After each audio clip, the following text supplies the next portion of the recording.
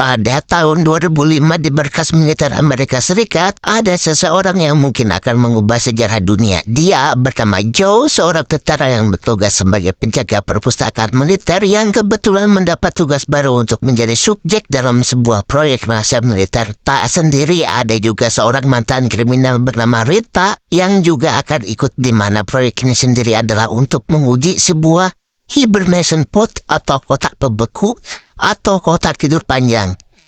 Joe dan Rita akan dimasukkan ke dalam kotak tersebut selama kurang lebih 1 tahun, dan ingat, proyek ini sangat-sangat rahasia. Saking rahasianya, hanya jenderal dan beberapa stafnya saja yang mengetahui tentang proyek rahasia ini. The Human Hibernation Project was one of its most secretive. Belum genap 1 tahun, proyek ini harus tenggelam bersamaan dengan ditangkapnya sang jenderal berikut para stafnya gara-gara kasus korupsi dana pusaka militer, sehingga Joe dan Rita harus terlupakan dengan diruntuhkannya gedung fasilitas rahasia tersebut. Joe, but they were even worse for men. Seiring berjalannya waktu, kecerdasan manusia semakin lama semakin menurun, bahkan mencapai tingkatan terendah dari kecerdasan seekor burung Galapagos, sehingga coba tebak apa yang terjadi. Permasalahan besar seperti sampah sulit untuk mereka pecahkan karena para pemikir dan ilmuwan sibuk mencari cara untuk mencegah kerontokan dan cara mempertahankan ereksi supaya tahan lama. Were focused on conquering exploded and intelligence. Tepat pada tahun 2505, tumpukan sampah airnya menjadi seperti gunung-gunung yang menjulang tinggi hingga terjadi longsor besar yang tak sengaja membuat pons milik Joe akhirnya terbuka.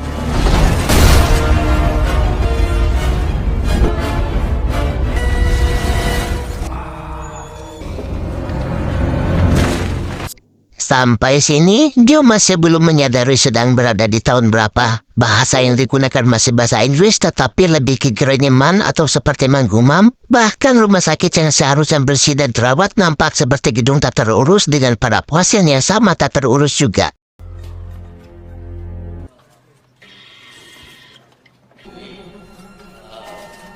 Maksud hati ingin menghubungi pangkalan militer tepatnya bertugas, Joe malah diarahkan pada seorang dokter yang melakukan pemeriksaan tidak jelas yang pada akhirnya membuat Joe sadar jika dirinya telah tertidur selama kurang lebih 500 tahun.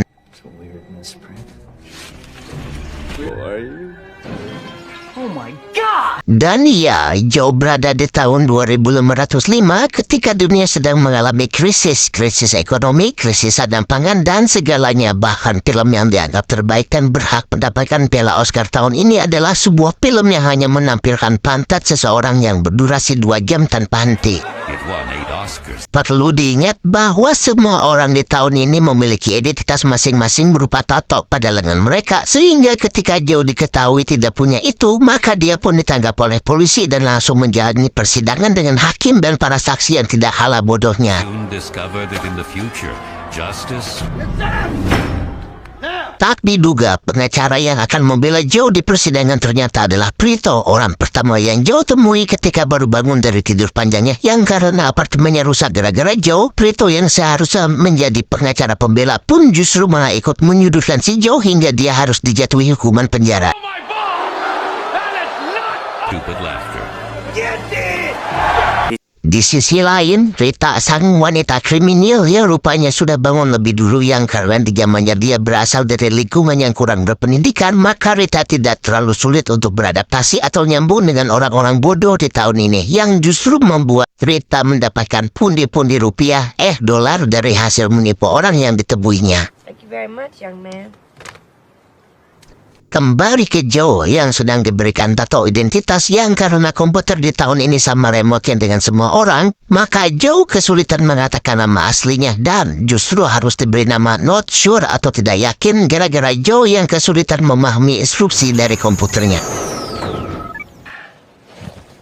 Sebelum dijebloskan ke dalam sel, Joe harus menjalani tes IQ untuk melengkapi data identitasnya yang dikira harus menjawab pertanyaan sulit seperti apa rumus Pythagoras, tahun berapa Pak Jokowi lahir, berapa cucu Nabi Adam, atau berapa jarak antara planet bumi dan matahari. Ternyata pertanyaannya tidak sesulit dan serumit itu. Justru tes ini nampak seperti tes untuk anak kecil, bahkan balita seperti Kipung pun sanggup untuk melewati tes ini dengan sangat-sangat mudah. Tiba di penjara, Joe jelas akan menjadi bulan-bulanan semua narapidana IQ rendah di penjara ini. Sehingga dengan memanfaatkan kecerdasan standar yang dimilikinya, Joe berhasil mengelabui seorang sipir seperti sedang mewaduli seorang anak kecil. Tidak pergi untuk cari tempat sembunyi, Joe justru mendatangi apartemen milik Prito, si pengacara, untuk memohon bantuannya. Di mana Joe meyakini bahwa dirinya terjebak di tahun ini gara-gara tak sengaja masuk mesin waktu yang dibuat oleh militer. Karena ini adalah masa depan, Joe percaya bahwa mesin waktu pasti sudah berhasil diciptakan dan bukan apa sih namanya benda atau mesin yang aneh lagi, yang asing lagi, di mana Prito mengiyakan hal tersebut dan tahu di mana lokasi mesin waktunya, sehingga Joe mengiming-imingi sejumlah uang agar Prito mau mengantarkannya ke lokasi mesin waktu tersebut. Di sinilah letak betapa konyolnya orang-orang pada zaman ini, karena akibat dari rendahnya IQ mereka, maka Joe bisa dengan begitu mudahnya menipu dan membuat tanpa jumlah matematik yang membuat Prito tergiur dengan tawaran tersebut. Saat mereka sudah jalan, itulah secara kebetulan Rita muncul di pinggir jalan, sehingga Joe segera mengajaknya untuk masuk dan menjelaskan tentang apa yang terjadi kepada mereka berdua. Faktanya, Rita justru malah nyaman tinggal di zaman ini karena dengan kecerdasan ala kadar yang dimilikinya, dia bisa meraup pundi-pundi uang dari berbagai lelaki hidung belang yang ditemuinya.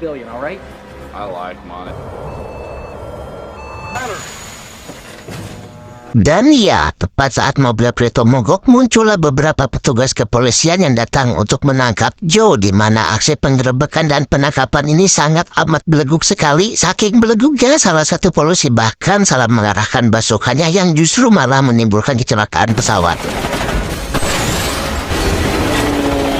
Setelah melakukan perjalanan yang cukup jauh, tibalah mereka di sebuah kota yang penuh dengan orang-orang yang tidak kalah bodohnya, yang karena Rita pergi ke toilet dan Prito masuk ke dalam kereta, membuat ketiganya harus terpisah satu sama lain, dengan Joe yang berhasil tertangkap oleh beberapa polisi yang sedang mengejarnya.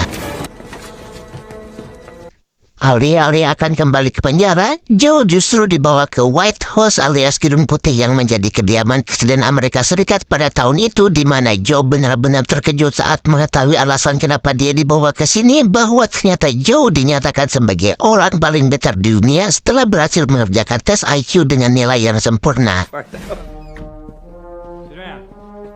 Dan betapa terkejutnya saat Joe baru mengetahui jika Presiden Amerika di zaman ini ternyata bukan berasal dari kalangan politikus, melainkan seorang pegulat Smackdown sekaligus mantan pemain peran dewasa bernama Camacho. Nah, ini babangusnya, sehingga lagi-lagi Joe harus dihadapkan pada sebuah fakta bahwa semua orang pada zaman ini sudah tidak lagi peduli terhadap latar belakang pemimpinnya. Yang penting terkenal, punya banyak followers, dan bisa tampil baik di media. Itu sudah cukup untuk memimpin sebuah negara. Di depan rakyatnya, Presiden Camacho mengumumkan bahwa Joe adalah orang dengan IQ paling tinggi dalam sejarah, alias orang paling jenius dan cerdas dalam sejarah, sehingga Joe ditunjuk sebagai Menteri Dalam Negeri yang akan menyelesaikan permasalahan dunia, yang salah satunya adalah bercocok tanam demi memenuhi kebutuhan makanan mereka yang saat ini sudah pada level krisis.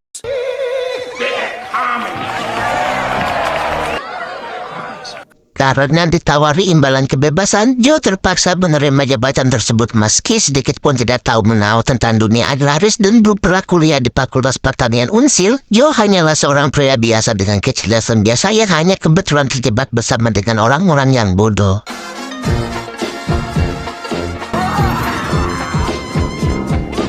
Karena tak mungkin melakukan ini sendirian, Joe pun menunjuk Prito sebagai penasihat pribadinya, yang karena Prito tidak lebih pintar dari seekor anak Guatemala, maka Joe justru malah semakin pusing dengan semua nasihat dan saran-sarannya. Tak hanya Prito, Joe juga meminta Rita untuk dijadikan penasihat keduanya, yang mana ini adalah bagian rencana jauh untuk bisa kabur ke lokasi mesin waktu bermodalkan peta yang dibuat oleh Prito. Namun karena petanya tidak jelas dan tidak praduga, maka Joe dan Rita pun membatalkan rencana tersebut. Kembali ke masalah krisis tanaman, Joe melihat bahwa hamparan ladang luas ini sudah mengalami kekeringan selama bertahun-tahun lamanya, yang sudah pasti penyebabnya adalah kekurangan air. Ternyata air yang digunakan untuk menyiram ladang ini adalah minuman merek Brando alias minuman elektrolit atau sejenis minuman olahraga seperti Powerade Sweat, Migue, Extra Joss, dan lain-lain yang diproduksi oleh sebuah perusahaan minuman raksasa yang memang menjadikan minuman sehari-hari masyarakat pada zaman ini. Saking bodohnya, air mineral justru adalah air yang menjijikan dan hanya digunakan untuk menyiram di toilet. Sungguh luar biasa kebelegugan mereka semua. Crops with a sports drink? EA and the FCC, the basic component of all life. Dengan penuh kesabaran dan kelebutan, Joe mencoba menjelaskan bahwa air adalah sumber kehidupan untuk semua makhluk hidup termasuk tanaman, dan minuman olahraga merek Brando yang mereka semua konsumsi selama ini adalah minuman elektrolit yang tidak memiliki kandungan yang cukup untuk menumbuhkan tanaman. Namun, meski mulut Joe sudah berbusa-busa menjelaskan semua hal itu, para staf kepresidenan tetap tidak mengerti sehingga Joe memilih jalur alternatif, yakni dengan mengklaim bahwa dirinya mampu berbicara dengan tumbuhan. Finally gave up on logic and reason. Electrolytes were salts that had been missing that over time to the Dust Bowl, as Secret Bowl would end. Akibat dari keputusan Joe tersebut, seluruh karyawan perusahaan Brando pun melakukan demonstrasi di depan Gedung Putih untuk menyuarakan tentang keputusan Joe yang sudah menyebabkan banyak dari mereka dipecat oleh perusahaan, sehingga Joe akhirnya disalahkan atas kekacauan yang sedang terjadi. Rehabilitation? One night? Doesn't sound so bad. Very not sure who finds himself in the toilet. Pada akhirnya Joe kembali dimasukkan ke dalam penjara dengan kaki yang dirantai pada sebuah batu besar untuk mengantisipasi percobaan melarikan diri, di mana Joe juga akan menjalani sebuah hukuman khusus, yakni harus melakukan duel truk di sebuah lapangan stadium dengan disaksikan langsung oleh para karyawan perusahaan Brando yang benci kepada sosok hijau ini.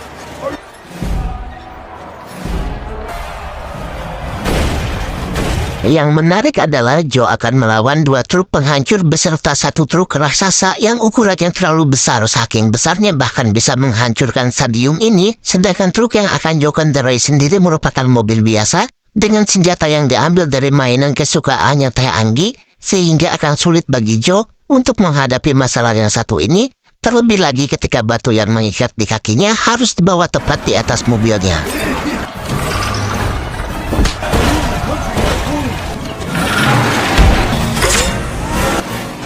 Dan ya, Joe berhasil selamat berkat rantai yang mengikat kakinya, di mana semua orang tiba-tiba teriak saat lawan duel. Joe masih selamat dan bersiap untuk membakar dan meledakkan Joe di tengah lapangan ini.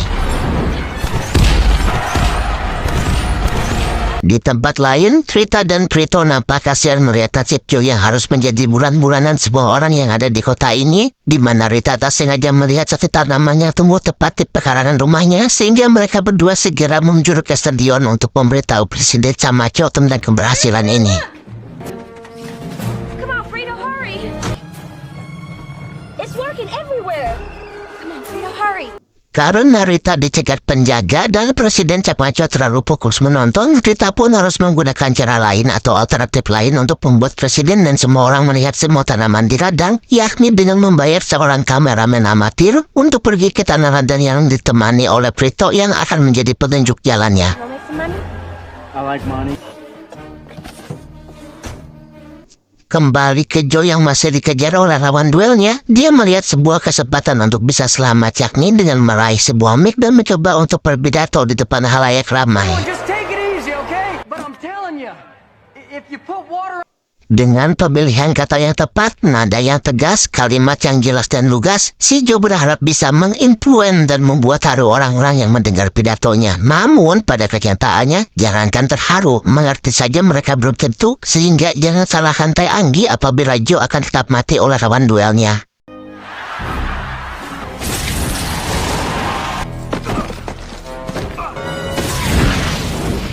Dan ya, Presiden Camacho pun menyelamatkan si Joe setelah Prita dan kawan-kawan berhasil menampilkan tanamannya di layar kaca, sehingga Joe akhirnya dibebaskan dari tuduhan dan menjadi pahlawan untuk semua rakyat Amerika Serikat.